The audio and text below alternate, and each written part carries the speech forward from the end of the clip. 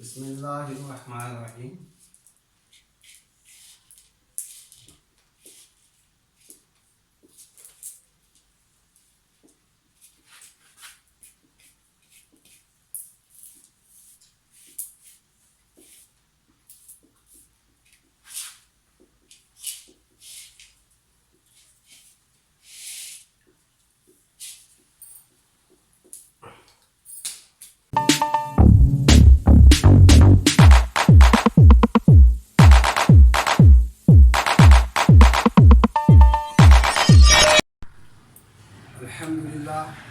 الحمدللہ حمدا کثیرا طیبا مبارکا فیہ اللہم لا احصی ثناء علیک انت کما اثنیت علی نفسک اللہم صلی علی محمد وعلی آل محمد کما صلیت علی ابراہیم وعلی آل ابراہیم انک حمید مجید اللہم بارک علی محمد وعلی آل محمد کما بارکت علی ابراہیم وعلی آل ابراہیم انک حمید مجید۔ Dear students, Assalamu alaikum wa rahmatullahi wa barakatuh. Students, سورۃ الفرقان اس پر ہمارے 3 لیکچر ہو چکے ہیں اور آج یہ ہمارا آخری لیکچر ہے۔ اس میں سورۃ الفرقان کا بقیہ حصہ انشاءاللہ سمجھا جائے گا، پڑھا جائے گا۔ مجھے امید ہے کہ آپ غور سے سماعت فرمائیں گے۔ Dear students, اگر آپ نے سبق کو یاد کرنا ہے، سمجھنا ہے، تو آپ کتابیں نکال لیں۔ کتابیں نکال کر اپنے سامنے رکھیں اور جو ترجمہ میں سمجھا رہا ہوں اس کے اوپر خیال رکھیں، سمجھیں۔ انشاءاللہ اللہ سے پوری امید ہے کہ آپ کو یہ ترجمہ زبان میں یاد ہو جائے گا۔ آپ نے غور اور توجہ سے سمجھنا ہے۔ اللہ کا حکم ہے وَإِذَا قُرِئَ الْقُرْآنُ فَاسْتَمِعُوا لَهُ وَأَنصِتُوا، اور جب قرآن پڑھا جائے تو اسے غور سے سنو اور خاموش رہو۔ تو اس طریقے سے اگر آپ نے لیکچر سن لیا تو انشاءاللہ ترجمہ آپ کو یاد ہو جائے گا۔ اعوذ باللہ من الشیطان الرجیم، بسم اللہ الرحمن الرحیم۔ والذین، اور وہ لوگ، یقولون، کہتے ہیں، ربنا، اے ہمارے رب، ہب لنا من ازواجنا، ہب لنا، ہمیں عطا فرما، من ازواجنا، اپنی بیویوں کی طرف سے، و ذریاتنا، اور اپنی اولاد کی طرف سے، قرۃ اعین، آنکھوں کی ٹھنڈک، قرہ ٹھنڈک، اور عین کی جمع ہے اعین، اس کا معنی ہے آنکھ۔ وجعلنا، اور بنا دے ہمیں، للمتقین اماما، متقین کا امام۔ ڈیئر اسٹوڈنٹس، پیچھے باتیں ہوئیں، اس میں برے کاموں سے منع کیا گیا اور آخر میں بتایا کہ ایسے لوگ ہیں جب انہیں اللہ کی آیات سے نصیحت کی جاتی ہے تو اندھے اور بہرے نہیں ہوتے، یعنی اس نصیحت کو قبول کرتے ہیں۔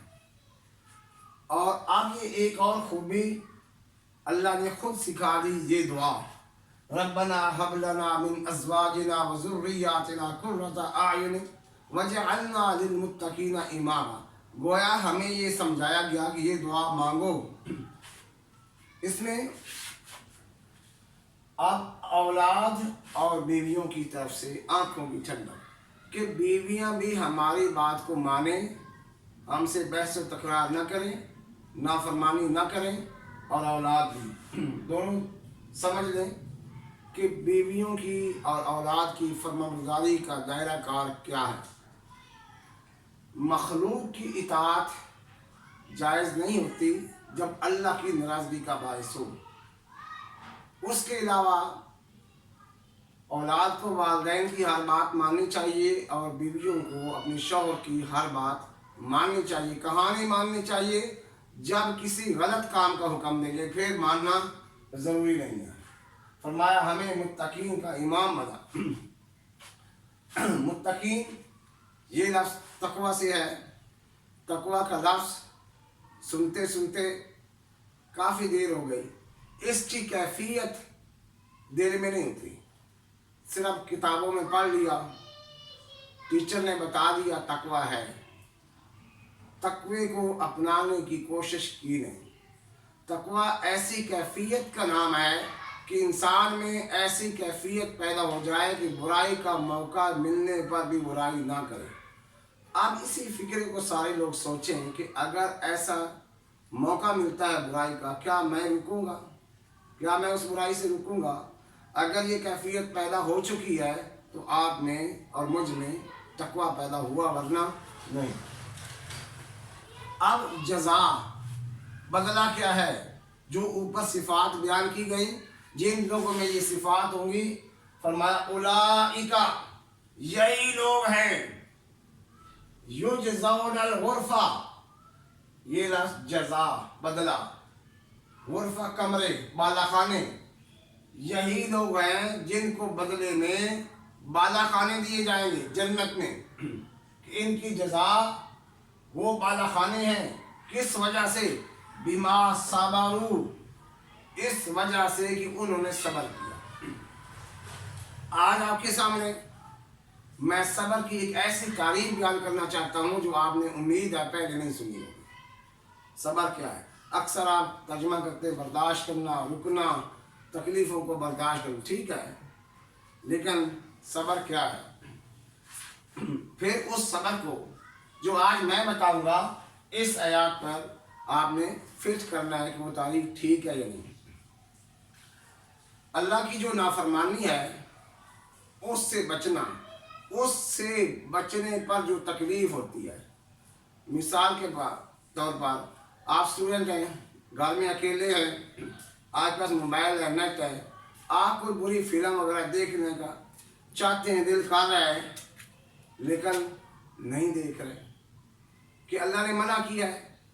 اب اس پر جو تکلیف پہنچی یہ صبر ہے، لیکن اللہ کی نافرمانی سے بچنے کے لیے جو تکلیف پہنچتی ہے، آپ کو برائی کا موقع مل گیا لیکن اللہ کی رضا کے لیے آپ رک گئے، اس پر جو تکلیف اٹھائی، سوچیں تکلیف ہے، پریشانی ہے، یہ صبر ہے۔ یا اللہ کی اطاعت میں جو تکلیف اٹھانی پڑتی ہے، مثال کے طور پر فجر کی نماز ہے، اذان کے وقت آپ اٹھتے ہیں، وضو کرتے ہیں، نماز ادا کرتے ہیں، کیونکہ نماز فرض ہے، ادا کرنا فرض ہے، یہ اللہ کی اطاعت ہے۔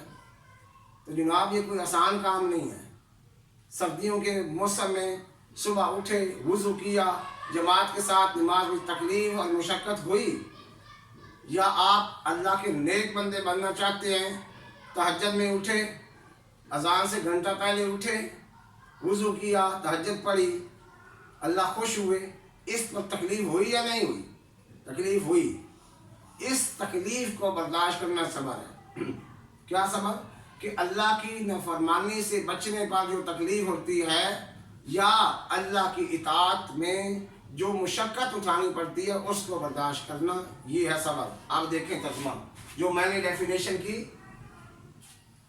آپ دیکھیے جو صبر کی میں نے ڈیفینیشن کی اس کے مطابق ترجمہ دیکھیے، یہی وہ لوگ ہیں جن کو بالا خانے دیے جائیں گے اس وجہ سے کہ انہوں نے صبر کیا۔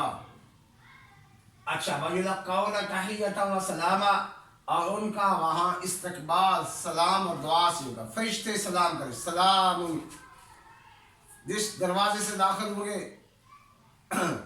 ہر دروازے سے فرشتے سلام کریں گے، اللہ خود سلام کر، سلام قولا من رب الرحیم، سلام علیکم بما صبرتم فنعم عقبی الدار۔ فرشتے سلام کریں گے جنت میں۔ آگے فرمایا انسان کو خطرہ ہوتا ہے، پتہ نہیں یہ مکان کب تک ہے، اللہ فرمایا خالدین فیہا، ہمیشہ رہیں گے، چھینا نہیں جائے گا، خالدین فیہا، اس میں ہمیشہ رہیں گے۔ ہمیشہ کا لفظ انفینٹی، کبھی ختم نہیں ہوگی وہ زندگی۔ فرمایا حسنت مستقرا، کیا ہی اچھا بدلہ اور ٹھکانہ ہے جنت، نہ ہماری آنکھوں نے دیکھی، نہ کانوں نے ہمارے وہ سنی، جو باتیں جنت کی نعمتیں ہیں نہ ہمارے کانوں نے سنی، ना हमारे दिल और दिमाग में उसका ख्याल पैदा हुआ, उसको ना कोई खतीब बयान करता है, जैसे है हम उसको बयान नहीं कर सकते। आखिर में फरमाया कुल कह दीजिए। आज आपको मैं बताता हूँ कुल क्यों इस्तेमाल। कुल ये हुक्म होता है अल्लाह का, और ऐलान फरमाने वाले होते हज़रत मोहम्मद सल्लल्लाहु अलैहि वसल्लम। कुल कहिए, ऐ नबी सल्लल्लाहु अलैहि वसल्लम इन्हें कहिए। क्या कहना है जी? मा यअबउ बिकुम रब्बी लौला दुआअकुम, मेरे रब को तुम्हारी ज़रा भी परवाह नहीं अगर तुम उसकी इबादत न करो। परवाह, अल्लाह बेपरवाह है। क्या मतलब? पूरी कायनात अल्लाह की नाफरमानी पर उतर आए, अल्लाह की बड़ाई में कमी नहीं आती, और पूरी कायनात अल्लाह की फरमाबरदारी पर आ जाए तो अल्लाह की बड़ाई में फिर भी इजाफा नहीं होता, क्योंकि वो बहुत बुलंद ज़ात है। अल्लाह को तुम्हारी कोई भी परवाह नहीं अगर तुम उसकी इबादत ना करो। फ़क़द कज़्ज़बतुम, तुम तो पहले ही जुटला चुके हो। फसौफ यकूनु लिज़ामा, तो अन करीब जो अजाब है अल्लाह का वो तुम्हें चिमटने वाला है। तो स्टूडेंट, आपने वीडियो को मुकम्मल देखना है शुरू से आखिर तक। एक मरतबा तर्जुमा याद ना हो तो आपने एक मतलब फिर रिपीट कर लेना, इंशाअल्लाह याद हो जाएगा। अल्लाह ताला मुझे और आपको अमल की तौफीक अता फरमाए।